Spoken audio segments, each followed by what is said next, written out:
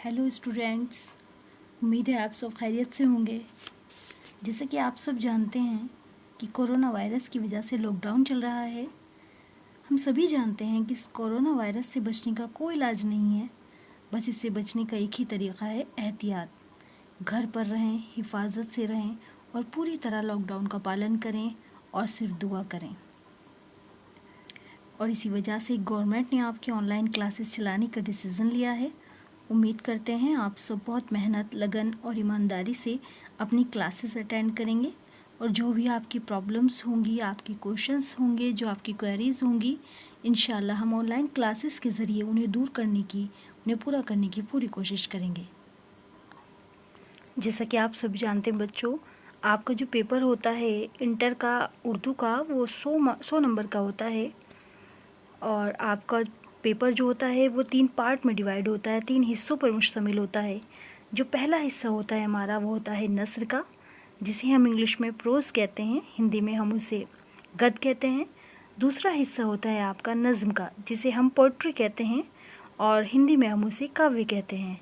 तीसरा हिस्सा होता है आपका कवायद का, जिसे हम इंग्लिश में ग्रामर कहते हैं और हिंदी में हम उसे व्याकरण कहते हैं। तो जो आपका पहला हिस्सा होता है बच्चों नस्र का, वही हम शुरू करने वाले हैं। आपका जो हिस्सा नस्र है उसमें आपके 8 मज़ामीन शामिल हैं, कुल 8 मज़ामीन आपके हिस्सा नस्र में शामिल हैं। तो इसमें जो आपके पहले मुसन्निफ़ हैं वो हैं मीर अमन दहलवी और उनका जो मज़मून आपके निसाब में शामिल है वो है क़िस्सा मुल्क निमरोज़ के शहज़ादे का। तो जो हमारे पहले मुसन्निफ़ हैं मीर अमन दहलवी, आज हम उन्हीं के मुतालिक आपको पढ़ाएंगे। मीर अमन दहलवी, सबसे पहले हम इसमें हेडिंग डालेंगे नस्र निगार का मुख्तसर तारुफ, जिसमें मीर अमन दहलवी के मुतालिक हम मुख्तसर तौर पर उनके हालात ज़िंदगी पढ़ेंगे। इसके अंदर हम लिखना शुरू करेंगे। मीर अमन का पूरा नाम मीर अमानुल्लाह था। वो दिल्ली में पैदा हुए, वहीं पले बढ़े और तालीम व तरबियत पाई। लेकिन जब दिल्ली तबाह हुई तो मीर अमन भी चारों नाचार दिल्ली छोड़ने पर मजबूर हो गए और ठोकरें खाते खाते कलकत्ता पहुँचे। वहाँ पर मीर बहादुर अली हुसैनी ने उनकी मुलाकात डॉक्टर जॉन गिलक्रिस्ट से कराई और मुलाजमत की सिफारिश की। जॉन गिलक्रिस्ट मीर अमन की लियाकत व सलाहियत से बेहद मुतासिर हुए और उनको फोर्ट विलियम कॉलेज के हिंदुस्तानी शोबे में मुलाजिम रख लिया। वहाँ पर उनको फ़ारसी की एक तसनीफ़ क़िस्सा चहार दरवेश का आसान उर्दू में तर्जुमा करने का काम सुपुर्द किया गया। हालांकि ये काम आसान नहीं था, क्योंकि उस वक्त उर्दू नस्र ख़ास व आम में बोले जाने वाले मुहावरों से खाली थी और मीर अमन के सामने उर्दू नस्र का कोई नमूना भी नहीं था, क्योंकि उस वक्त मुकफ़्फ़ा और मुसज्जा नस्र का रिवाज था। लेकिन मीर अमन को ज़बान पर कुदरत हासिल थी, इसलिए वो सादा सलीस ज़बान व उसलूब लिखने में कामयाब हो गए। तर्जुमे के बाद उन्होंने इस किताब का नाम बाग़ो बहार रखा। बच्चों, आपको बता दें कि फोर्ट विलियम कॉलेज जो था आपका वो 1800 में कायम हुआ था और उसके 2 साल बाद मीर अमन दहलवी ने बाग़ो बहार लिखी, यानी 1802 में बाग़ो बहार लिखी गई। अब आपका सेकंड पैराग्राफ स्टार्ट होता है। मीर अमन को जदीद उर्दू नस्र के बानियों में शुमार किया जाता है। उर्दू नस्र में मीर अमन की 2 किताबें गुंज खूबी और बाग़ो बहार यादगार हैं। बाग़ो बहार ने मीर अमन को ज़िंदा जावेद बना दिया। उर्दू नस्र में उनको वही शोहरत, मकबूलियत और मर्तबा हासिल है जो नज़्म में मीर, गालिब और इकबाल को है। अब आपका तीसरा पैराग्राफ स्टार्ट होता है। मीर अमन से पहले उर्दू नस्र लिखने का तरीका बहुत पुराना और मुश्किल था। इसमें सिर्फ इबारत की खूबसूरती पर तवज्जो दी जाती थी, मज़मून और मतलब का कोई ख़ास ख्याल नहीं रखा जाता था। फोर्ट विलियम कॉलेज में इस बात की ख़ास तवज्जो की गई कि आसान से आसान नस्र में किताबें लिखी जाएं। उन लिखने वालों में मीर अमन का नाम सबसे ज़्यादा मशहूर और उनकी लिखी हुई किताबों में बाग़ो बहार सबसे ज़्यादा मकबूल है। अब आपका हेडिंग इसमें स्टार्ट होता है बाग़ो बहार। अब हम इसके अंदर बाग़ो बहार के मुताल्लिक पढ़ेंगे। बाग़ो बहार मीर अमन दहलवी की शाहकार तसनीफ़ है, जो कि अमीर खुसरो की तसनीफ़ क़िस्सा चहार दरवेश का उर्दू तर्जुमा है।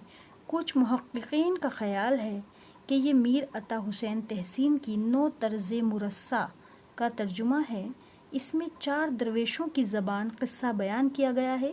یہ ایک دلچسپ داستان ہے کیونکہ پرانی ایرانی تہذیب اور خیالات کی ترجمان یہ داستان ہے، اسی لیے اتنا طویل عرصہ گزر جانے کے بعد بھی اس کی مقبولیت میں کوئی کمی نہیں آئی ہے۔ باغ و بہار کی درج ذیل خصوصیات ہیں۔ اب ہم باغ و بہار کی خصوصیات کے متعلق پڑھیں گے۔ اس میں پہلی خصوصیت ہے آپ کی سادگی، سلاست اور روانی۔ باغ و بہار کی سب سے نمایاں خوبی اس کی سادگی، سلاست اور روانی ہے۔ پوری داستان طویل ہونے کے باوجود سلاست اور روانی کی حامل ہے۔ بیان میں رنگینی اور لطافت ہے۔ تشبیہات و استعارات بھی کثیر تعداد میں ہیں۔ اب آپ کا دوسرا ہیڈنگ ڈلے گا زبان و بیان۔ دوسری خصوصیت ہے آپ کی میر امن کو زبان پر قدرت حاصل تھی۔ باغ و بہار کی زبان سلیس اور بامحاورہ ہے۔ میر امن نے صاف، سادہ اور عام الفاظ استعمال کیے ہیں۔ انہوں نے اردو، فارسی، عربی اور ہندی الفاظ کے ساتھ ساتھ دیگر زبانوں کے الفاظ کا استعمال بھی بڑی خوبی کے ساتھ کیا ہے۔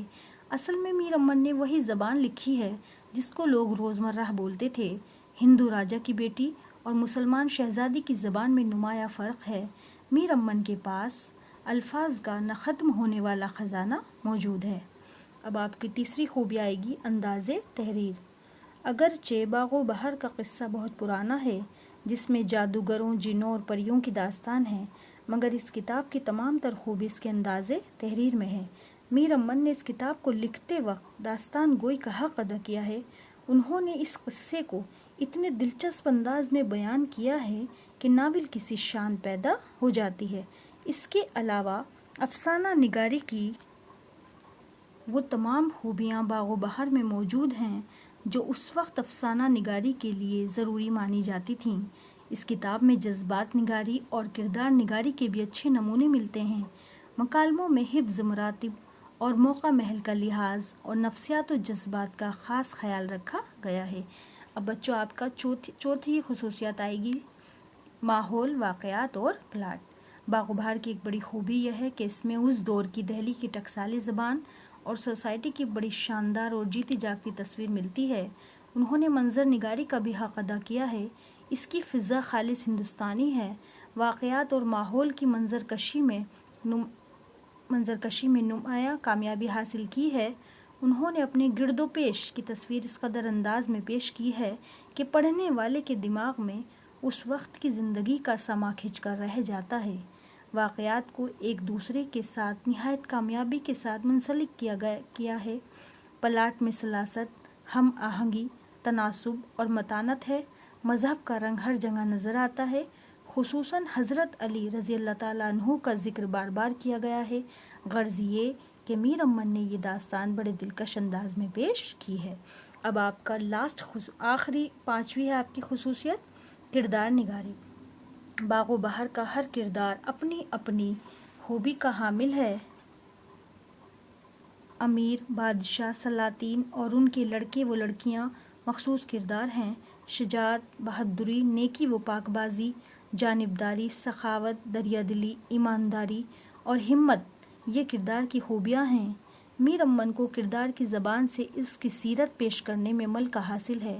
چاروں درویشوں کی داستانوں میں یہ نمایاں خوبی ہے جس کے کردار اپنی صلاحیت اور خصوصیت کی بنا پر زندہ رہتے ہیں۔ اپنی ان تمام خصوصیات کی بنا پر ہی باغ و بہار اردو ادب کا بیش قیمتی سرمایہ ہے۔